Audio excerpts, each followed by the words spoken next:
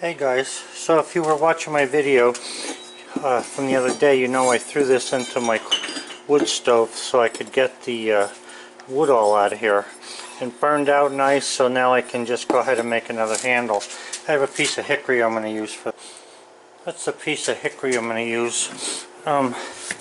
This is about, I don't know, 44 foot. So let's see, 48 plus maybe another half a foot. So around 52 inches or so, 54 inches. You can see it's got a little bend in it. That doesn't really matter for a hoe. I'm just going to cut as straight a piece out of this as I can, then whittle the end down for the furl over there. I just got back from going to the store again, so I'm not sure of how far I'll get with this today. Well guys, you can see that it's almost dark out. What a day this turned out to be. Apparently something on the backhoe froze up one of the fuel lines, and I was down in the woods and it shut off, and naturally there was this 18 inches of snow all around me, so I managed to get the backhoe was up, and so was the loader bucket. If you know anything about heavy equipment, you'll know what I mean. So I was able to pull it out with my truck, but I had to go get my neighbor, and luckily he was home, to help me pull the backhoe out of the woods so I could work on it. And what happened was, because the backhoe had been running and it froze up apparently after I started it, there was enough heat on the engine to melt whatever ice was in the motor, and then the backhoe started, and I brought it up here, put the thing up in here so I could get at the lines tomorrow. Just one of those things. This is what it's like living in the country, guys. You got to be prepared for anything. Hey guys, check out this poor lad. I don't know if anybody got hurt there, but I'll tell you one thing, he really missed those trees. If he'd have hit them trees, that truck would have been toast. That was off of where the plow truck is, or the tow truck. That's actually the road that goes up to our home. So it was pretty icy, and nobody had cindered the road today, the township. The cinders that you see right there on the road, on the left hand side, the cinder truck cindered the road after the state police called them because of the accident. Morning guys, I'm on my way to get my truck inspected today, and just thought I'd show you what this road looks like here. Yesterday, there'll be a picture in this video of a truck. The poor guy ended up between these two pine trees here. Looked like a fairly new Ford F-150, but I hope he didn't get hurt. I don't know if he did or not, but I'm hoping he didn't. You can see that the road is snow covered, and right now the temperature's in the high teens, and we're supposed to get up to 30 today, which means this is going to turn to ice. And I don't know what the township's going to do, if they'll cinder it or salt it. We're also supposed to get some rain. Anything like that turns this immediately to ice. And if you see here, you know, between two mountains that go straight up basically, so there's no real sun down here except for very early in the morning does it hit this place. And obviously it's cloudy this morning. So hopefully they'll cinder it once it gets icy again. You know, I noticed on a camera, it looks like you're going a lot faster than you are. I'm only doing 20 miles an hour, and I'm in first gear actually. So, you know, just to give you an idea of how the camera makes it look like you're going faster for some reason. One of the other things is, like if you look on the side of the road, like say on the right side there, it looks like the ground is stable to the edge of the road and then it goes uphill. That couldn't be more than from the truth, because right at the edge of the ground there's about a 2-foot deep ditch all the way along this stretch of the road. And if people don't know that, they tend to pull over for somebody thinking they're doing them a favor, especially if they have four-wheel drive, only to find out that now they're stuck and can't get out. The other day a tow truck pulled somebody out of a ditch, and then he pulled over to let somebody get by and he got stuck. But it's all part of country living. You just gotta learn to slow down a little bit. So guys, as the day progresses here, things are looking worse. You can see that this is the south side window, and now it's covered in ice. The north side that has nothing on it, because this is coming from the southwest, so it's going to be, you know, warmer air and stuff, but it's supposed to go back down to 3 in 2 days. Yeah. So this is going to be weird. Hey guys, I had gotten a request from some people down in the southern states to make a video of what it's really like, you know, with the snow and all. And let me just tell you, that's 2 days, or 3 days I guess, after the storm. You can see there's ice on the window here because it's raining, but it's freezing rain. So now what's happening is everything that's white, including the driveway, is getting a good coat of ice on it. Now it just started, so I can still maneuver a little bit, and I don't want to drive any of you guys crazy with my goofy wipers, but what I'm trying to get at here is this is going to turn into a disaster. Now this hill right here, I'll put cinders on this from our coal stove just as soon as the rain is over, and it's the most treacherous time to walk, especially if you're older. So you can see like where things are turning like a grayish color, that's ice forming. So this is what it's like in the northern states when you get this, you know, snow and rain and the temperature variations. It's actually better if you get a nice freeze and it stays that way. See, the thing is the ground right now is below freezing because it was below 0 the other day, and right now I think it's around 20. And it's raining, freezing rain, and it's just going to be a mess. So anyway, I'll get back to you when I get this where I'm going. I have to go up to my neighbors because I noticed that the snow drifted where the gas lines are, and he ain't going to be able to get through there. I like having an older truck to plow with because worst case scenario, you get in trouble. It's not as great a loss as it is if you're driving a brand new truck. But what's bad about it is, like, you don't have heated mirrors, you don't have, you know, a couple nice little things that would work better to help you make things a little neater. But hey, it is what it is, and I'm not spending money on a new truck.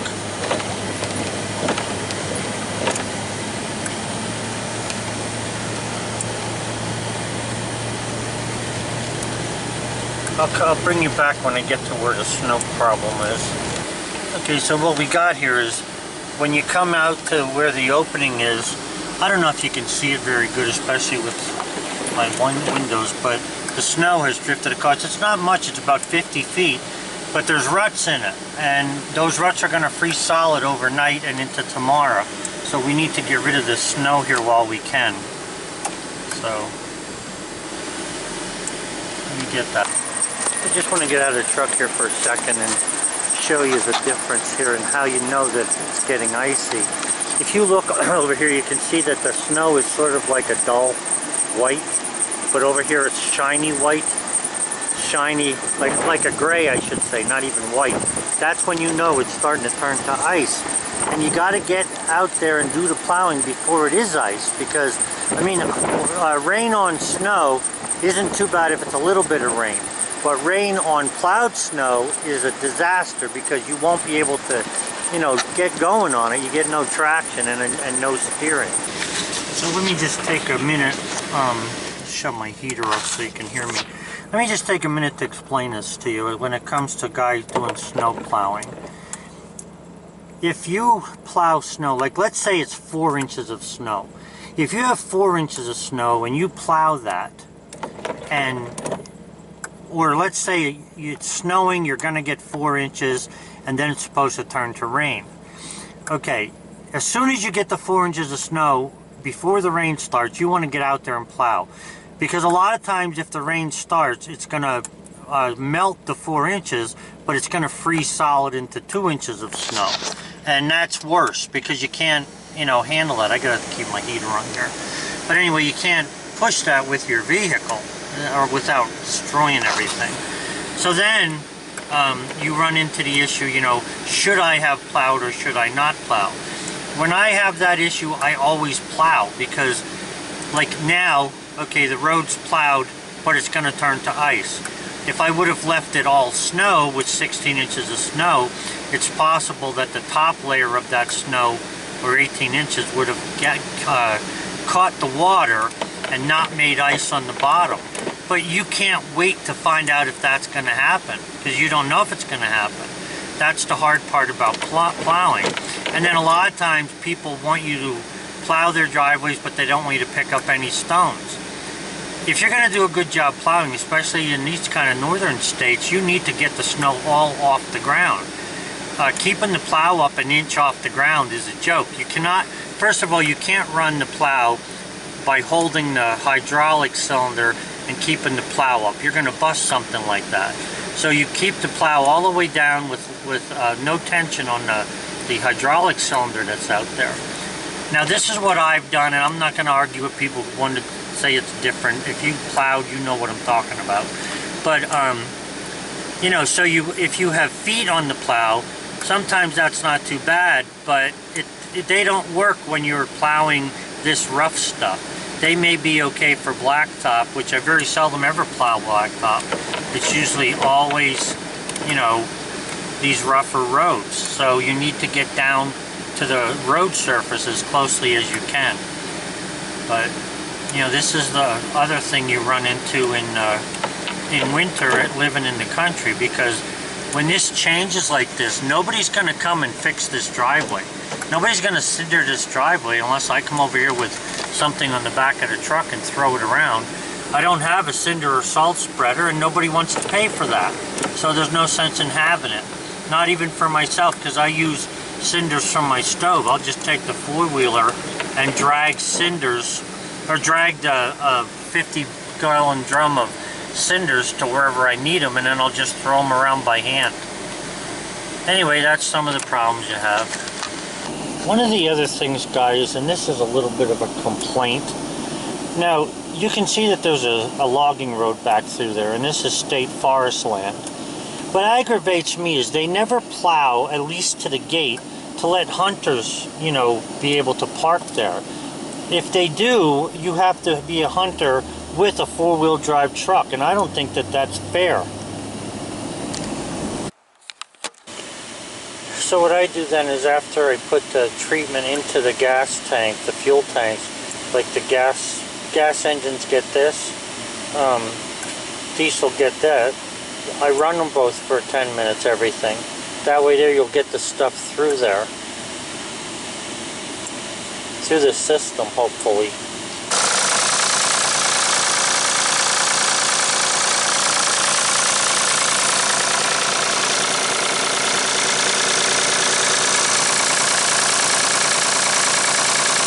Okay guys, so I don't like to let anything unfinished if I can help it. You know, this weather sort of goofed me up. What I bought was, I got a lot of comments about different things, and some things, you know, were available, some things were not. I bought this bottle of crud cutter, and it seems to work pretty good. I'm still using the stuff from Harbor Freight though with it. It's not as, I think together they seem to work pretty well. You can actually see the dirt running down the thing. But these are yellow because they're just older and stuff. But I got to do the top one there, which I'll get at, and you can obviously see the bottom I want to get done. The other thing that I wanted to say is I was working on the gun barrel, cleaning it a little more. But what I did was I bought that Oxfo from Brownells, I believe it is. That seemed like the best thing for this. I also got some quadruple aught steel wool to clean that up. So it's just a slow day today. The weather has me messed up because I can't even walk from here to the house without practically breaking my neck. Well guys, it's not as good as I would have liked, but then again, it's better than it was. So, and this is not a big deal. I'm just trying to find some busy work. Alright, I guess we should have a comparison if nothing else. I just did this one here with crud cutter only. Now I'm going to do this one over here with the stuff from Harbor Freight, and we'll see what's the better one. Okay guys, so when I say the stuff from Harbor Freight, I finally got the bottle down.